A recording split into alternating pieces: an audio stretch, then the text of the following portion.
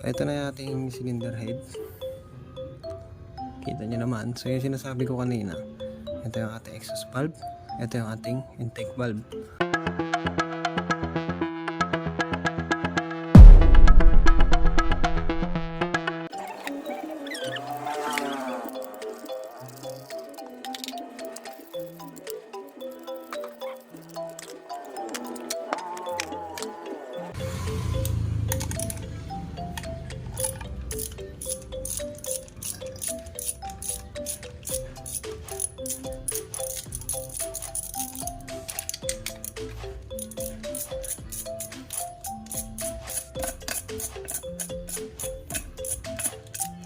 Meron nga pa tayong special guest. Kung makikita nyo mga guys, meron mga maliliit na kamay dito na gustong sumali. Pupok-pukin daw yung makina.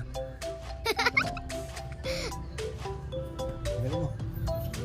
Tanggalin mo to. Tanggalin mo. Tanggalin mo. Tanggalin mo to. Tanggalin mo lang, tanggalin mo. Pasok mo lang. Hilahin mo yung takip.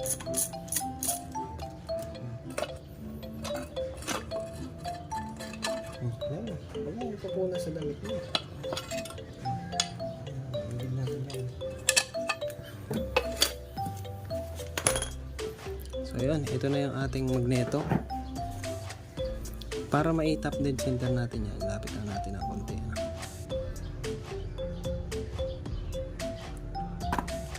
Merong marker dyan mga paps. Ayan. Ayan. Papakita ko sa inyo. Ito, tatapat lang natin sa marker ng ating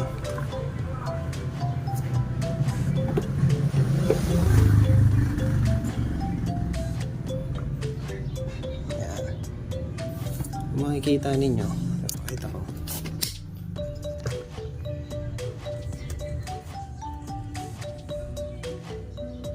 Ayan. Meron tayong marker na T. Yan yung top dead natin. So ibig sabihin kapag nakaganyan yan, nakatutok ito dito sa marker na to, hindi nakakarga yung ating mga tapet. So meron yung play, hindi ko alam kung nakikita ninyo, pero may play ito na maliit dito, meron din to sa kabila, no? Yan, it's either nasa top dead center lang yan o nasa hindi, top dead center lang pala.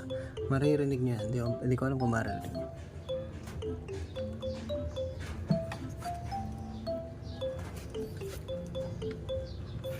So kapag nakaganyan na siya, kaya natin siya tinap dead center para itong ating mga push rod, ayan makikita ninyo, magalaw yung ating mga push rod. Itong mga push rod na to, kapag tatanggalin na natin itong ating tapet, hindi siya kargado o hindi siya nakatulak, so hindi tayo mahirapan. Okay, so tanggalin na natin yung ating cylinder head. So bago natin ito tanggalin, i-discuss ko muna sa inyo asan ba yung ating intake valve, nasan ba yung ating exhaust valve, paano malalaman na yan yung ating intake valve at na yan yung ating exhaust valve. So unang-una, syempre dito sa ating cylinder head, ito yung ating mga rocker arm, dalawa yan. Ito yung dalawa nating valvula na may valve spring. Ito yung ating nakatukod yan sa valve stem, ito ang ating push rod. So kapag tinulak ito, bababa yan, bubukas yung valvula. Malalaman mo yan na yan ay exhaust valve kapag ang valvula ay nakalapit sa tambutso. So para dito sa ating Temex, ito ang lagayan niya ng tambutso. So ito ang ating exhaust valve. Ito naman ang ating intake valve kasi nandyan yung ating air intake at saka yung ating fuel intake. Ito yun, yung lagayan natin ng carburetor. So dito, ito ang ating intake valve, ito ang ating exhaust valve. Para matanggal natin itong ating rocker arm, meron tayong tatlong bolts. Ito yan, 12mm lang yan na bolts. Bakit natin ito kailangan tanggalin? Kailangan natin itong tanggalin para ma-access natin yung isa, dalawa, tatlo, apat na bolt para matanggal itong ating cylinder head. Okay, so tanggalin na natin.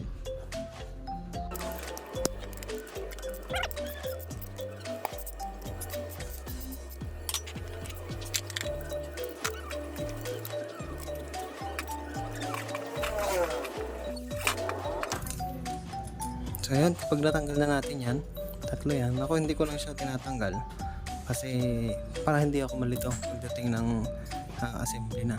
So Angatin lang yan, matatanggal na natin ang ating rocker arm assembly. Ito ang ating rocker arm assembly, makikita ninyo, ito yung tukuran ng ating push rod, dalawa. Yan. Okay, so ito yung ating adjuster. Yan. So ang nangyayari nito kapag tinukuran na ito ng ating, usually preloaded yan, ganyan yan, loaded yan ng spring. Pagka tumukod na yung ating push rod dito sa part na ito, pababa yan, gagalaw yan. Yan na yung magtutulak dito sa ating spring para bumukas ang valvula. Okay?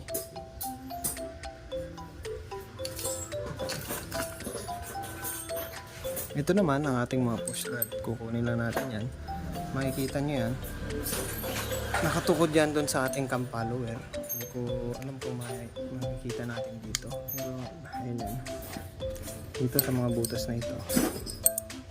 Ito, for example, ito yan. Yan yung nakatukod sa ating cam follower. Dito naman sa kabila. Yan. Kaya nakalagay. So ito yung ating exhaust valve. Ito yung ating intake valve.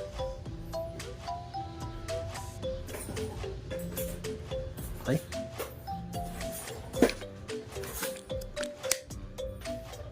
So tanggalin na natin itong apat na ito. So para matanggal natin to, kailangan natin tanggalin itong apat na nut na ito. Itong nut na ito ang humahawak sa ating cylinder head. Nakalock yan sa ating apat na stand bolts papasok sa ating cylinder block. So para matanggal yan, apat yan. Tsaka itong isang nut na ito, itong nut naman na ito ang humahawak sa ating cam follower. So tanggalin na natin.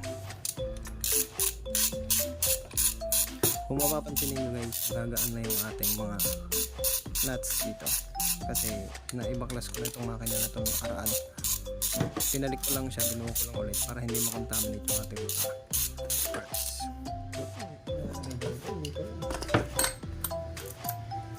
Ano ito yung gagalawin, ha? Huwag ka kasi dyan, dito ka sa tabi ko.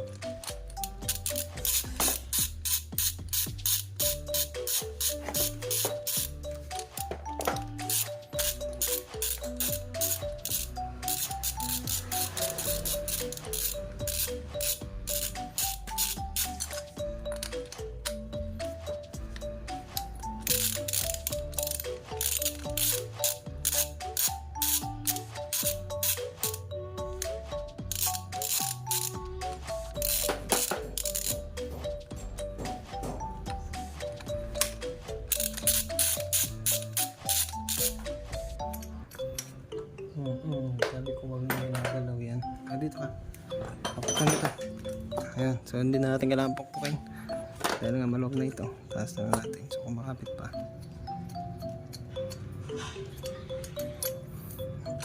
Yun. So ito ang ating cylinder head gasket. Ito. Ito yung sinasabi kong pin na humawak sa ating cam follower. So ito yan nakasuksok. So para hindi ito lumabas, itong pin na ito ay nakabaon dun sa ating mismong lock na ito. Okay? Okay guys, so ito na yung ating cylinder head. Kita nyo naman. So yung sinasabi ko kanina, ito yung ating exhaust valve, ito yung ating intake valve. Makikita natin dito. Exhaust valve, intake valve. Intake kasi sa intake manifold makikita nyo yan, papasok yan dyan. So, makita ba? Ayan, at pailain na natin. Yan, yun. So from carburetor natin, sa pagbaba nitong piston, magkakaroon niya ng vacuum. Hihigupin niya yung air at saka fuel mixture natin galing sa carburetor. So itutulak ito ng push rod ang ating tappet. Babaon nito. Pag baon nito, bubukas yan, lalabas yan. So yung hinigup na hangin at saka fuel papasok dito. Yun yung pagbaba. Pagbalik naman nito, bago ito makabalik, bubukas na ito, sasara na ito ulit. Pag sara nito, tataas na yung ating piston. Pag taas na ating piston, puputok ang ating fuel air mixture dyan, kasabay ng pag-ignite ng ating nitong ating spark plug. Pagputok nyan, sarado itong dalawa, mababa ulit yung ating piston. Bago umakyat ang ating piston, bubuksan ito ang ating exhaust valve. So itutulak naman ng ating cam follower ang ating push rod para sa exhaust valve. Babaw nito ang ating exhaust valve, bubukas ito. Pagbukas nito, tataas ang ating piston, itutulak palabas ang exhaust air natin o yung combusted air natin sa loob. Paglabas niyan, lalabas sa tambutso. Sasara ito ulit, bababa ulit ang piston para magpasok ng panibagong hangin. So ganun lang, paulit-ulit lang yun guys.